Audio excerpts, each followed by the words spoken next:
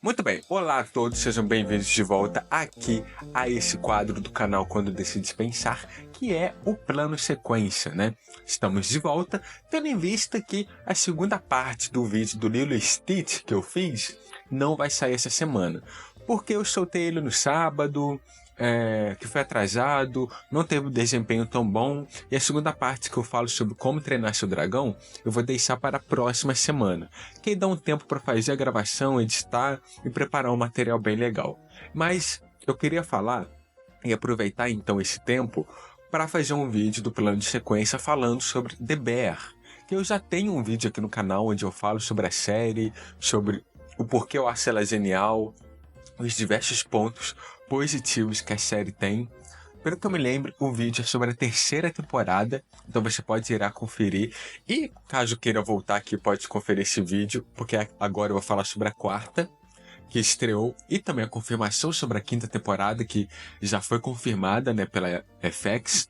Então, eu quero falar basicamente sobre a série em si, sobre a nova temporada, e sobre alguns elementos que, de novo, tornam a série genial, mas sobre alguns paralelos e alguns subtextos que eu acho que a gente não repara de primeira na série e muita gente acaba deixando passar. E também comentar sobre a questão dessa série ser indicada no Emmy, né, que é a maior premiação, no Grammy não, no Emmy. Eu falei certo, depois falei errado, depois falei certo, né, enfim. Que é o Emmy, que é a maior premiação de séries da televisão dos Estados Unidos. E por que ela ser indicada como série de comédia, eu acredito que não esteja tão certo. Isso já foi um assunto debatido nos últimos anos, mas eu quero falar um pouco sobre isso também, tá? Então vamos lá, vamos por partes, né? Igual quando a gente corta um bife em partes. Essa piada foi horrorosa, mas tem a ver com o The Bear, né? Enfim, eu quero falar inicialmente sobre dar um contexto sobre a nova temporada. A gente tem aí agora, né, o Carme basicamente recebendo a notícia do jornal, né, que no final da terceira temporada eles fizeram ali toda a preparação, montaram um restaurante novo, fizeram diversos pratos diferentes e basicamente se tornou um caos, porque estava levando todo mundo ao extremo e estava dando errado. O próprio Carmen estava indo ao extremo ali, ele perdeu o relacionamento, perdeu tudo. E aí, eu basicamente quero falar sobre essa transição.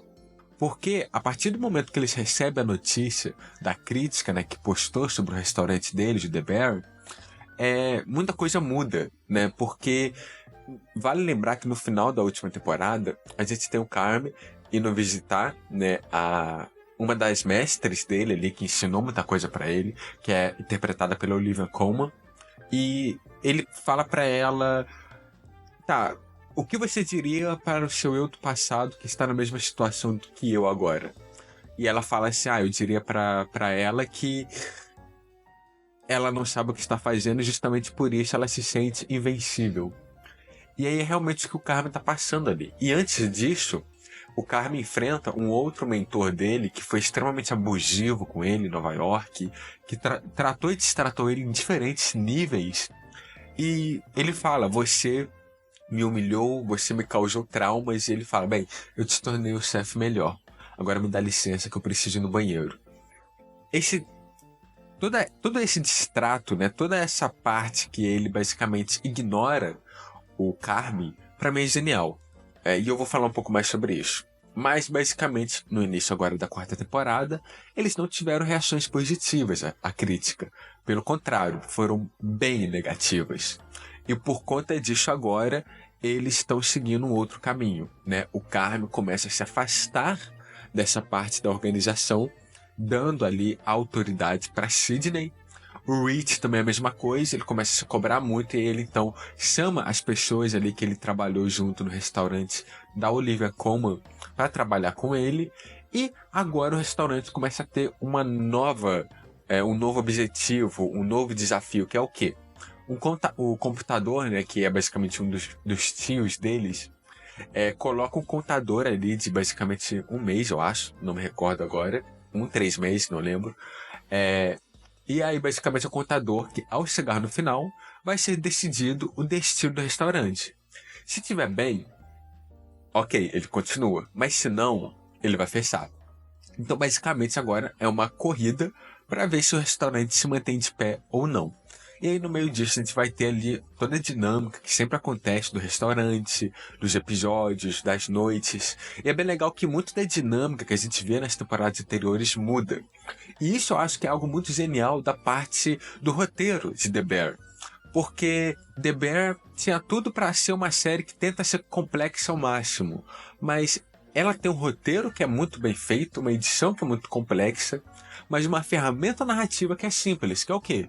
Toda temporada tem um objetivo central. Na primeira temporada, enquanto a gente tem ali a questão de, é um restaurante acabado que o Carmen precisa colocar para funcionar de novo. Tá todo mundo recebendo mal, precisamos lidar com isso. Então, o objetivo é fazer o restaurante se reerguer. Na segunda temporada é construir um restaurante que funcione, porque agora eles têm um dinheiro, mas como é que isso vai acontecer? Então, na segunda temporada é construir esse restaurante. Tanto que na segunda, você vai ver que diversos personagens, e todos eles, em geral, vão cada um para um ponto diferente ali.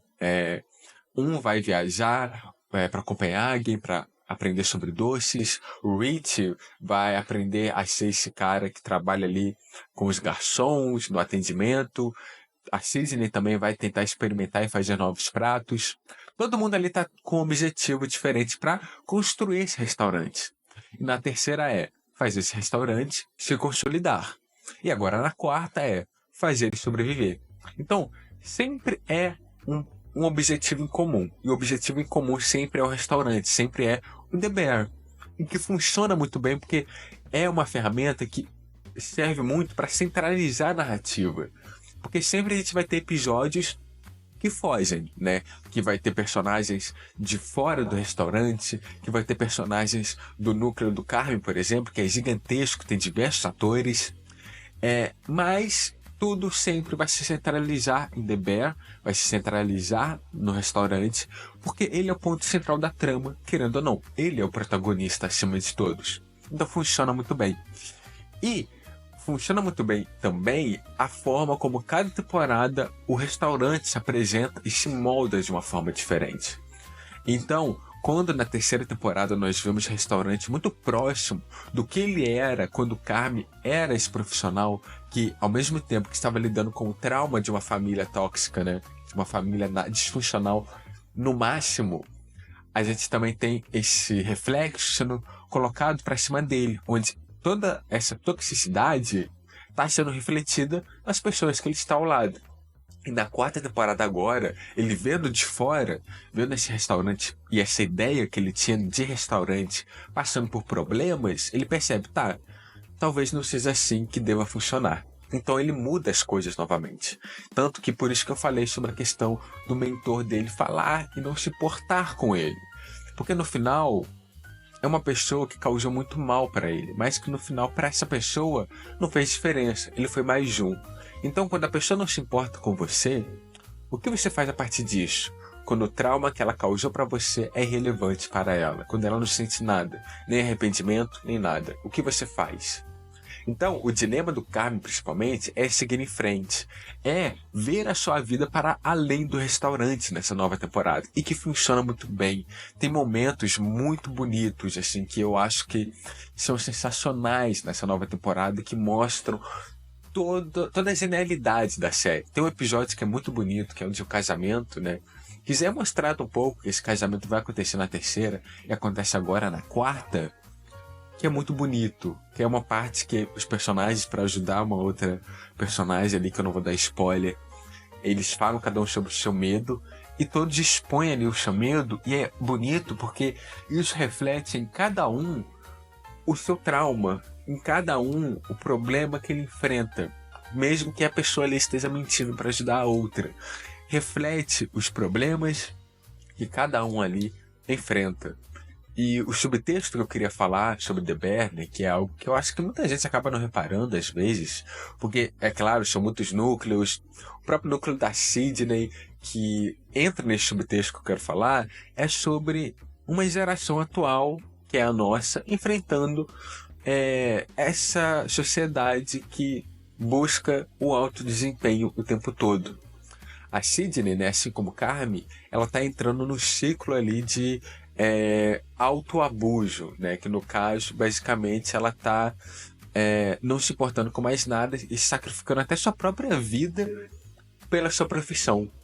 E vamos ser honestos, a maioria de nós, da nossa geração atual, né, pós anos 2000, enfrenta isso, né, chegando agora no mercado de trabalho, onde a gente está enfrentando muitas dificuldades de emprego, muitas dificuldades nas dinâmicas de relações de trabalho, questões trabalhistas, e de sempre sermos o melhor, de sempre estarmos ali com a vida bem sucedida do dia para a noite. E não é bem assim que funciona, mas a nossa cabeça tem que ser.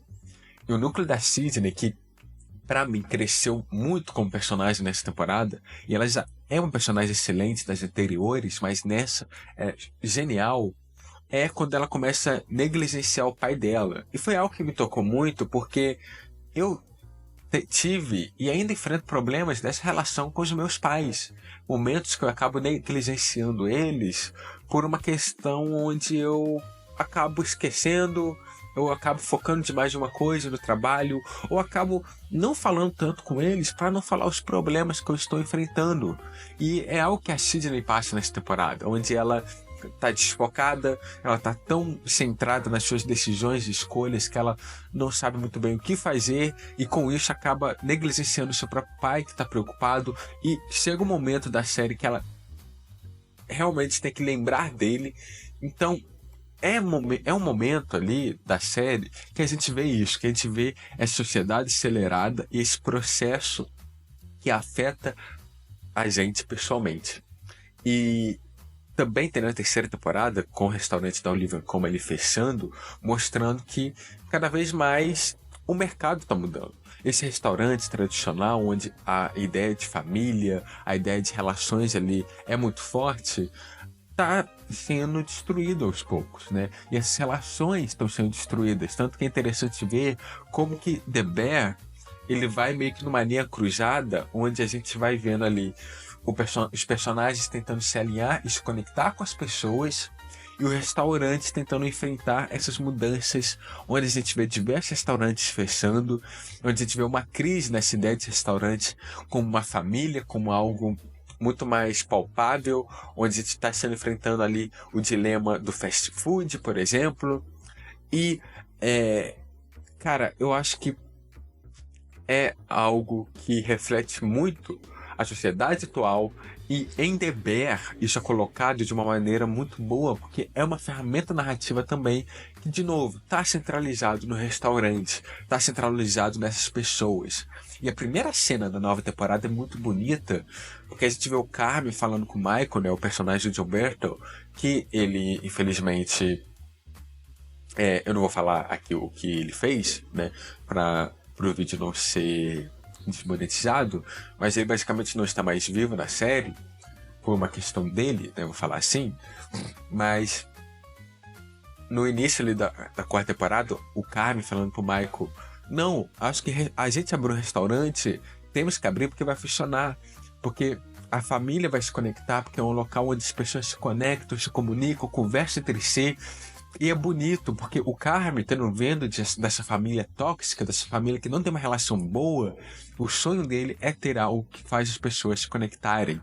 E a quarta temporada é muito sobre essa conexão, sobre reconectar com as pessoas.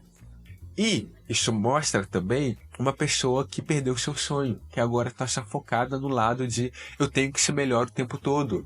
E não, eu quero me conectar com as pessoas, eu quero realizar o meu sonho. Então, em geral, a nova temporada de The Bear é muito boa. Eu acho assim, The Bear genial, uma das melhores séries aí. E que tá tendo. Recomendo muito ver. Os episódios são rápidos, cada um tem 30 minutos. E são geniais, muito bem escritos, muito bem dirigidos. E eu acho que, justamente por todo esse drama, essa construção narrativa, que a série não teria que ir para o caminho onde ela é indicada como drama no Emmy. Porque a comédia que tem na série, ela tem bastante comédia, bastante momentos cômicos. É quase um traje cômico, sabe? Onde tem personagens ali que você ri muito, mas que você entende que eles estão rindo por um motivo a mais, sabe? Então eu acho que a comédia dela tá mais próxima de um teor cômico de Succession do que um teor cômico de, sei lá, uma sitcom da vida, sabe? Então eu acho que talvez sim a série teria que ser indicada para drama, tá? Mas a comédia e o drama estão muito próximos um do outro, então não é algo que dá pra desvencilhar tão fácil assim, sabe? Então eu entendo o debate. Mas é isso. O que vocês acharam de The Bear? O que vocês acham? Viram a nova temporada? Comenta aqui embaixo e vamos continuar o debate, a conversa. E também indica outras séries para fazer vídeos aqui e assistir. Eu demoro um pouquinho, tá? Eu não maratono tanto mais séries assim. The Bear eu maratonei porque ele é bem fácil. E a crítica escrita também tá no nosso site Nerd Zoom, tá? Então é isso. Nos vemos até o próximo vídeo. E tchau, tchau.